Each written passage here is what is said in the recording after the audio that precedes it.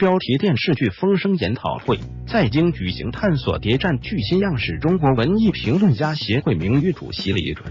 主办方公图，中新网北京12月10日电。李双南日前，由中国电视艺术家协会电视剧专业委员会主办的电视剧《风声》研讨会在京举行。《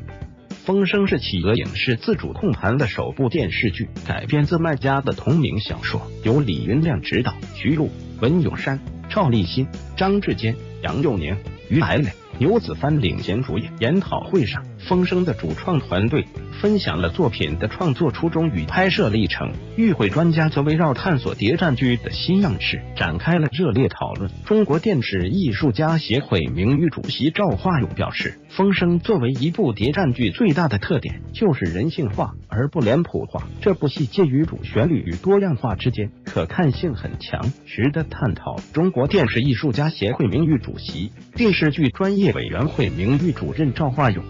主办方共图中国文艺评论家协会名誉主席李准认为，《风声》的场景、人物、事件很集中，中心线索非常突出，没有离开主线的直漫，直奔主题。在情节设计、人物刻画上也比较极致，尤其是每个人物的台词都很精彩，在为自己辩护，同时为对方制造陷阱。该剧主题昂扬，讨论人性，讨论信仰，又能够带来一些信息和人生况味，是对谍战剧的样式做出的新尝试。由捉鬼展开的悬疑推理过程，让风声精神逐步彰显，也让智力的博弈和人性的拷问步步升级。如果间谍是一种极值意义上的双重身份和双重人格，这部剧在龙川追杀老鬼的过程中，把自己身上的鬼性逼出来了。最后的审判戏，既是对龙川，也是对日寇的清算，更是对肮脏人性的清算。中国视协理论研究部主任赵彤说，电视剧《风声》导演李云亮，主办方公图据悉，《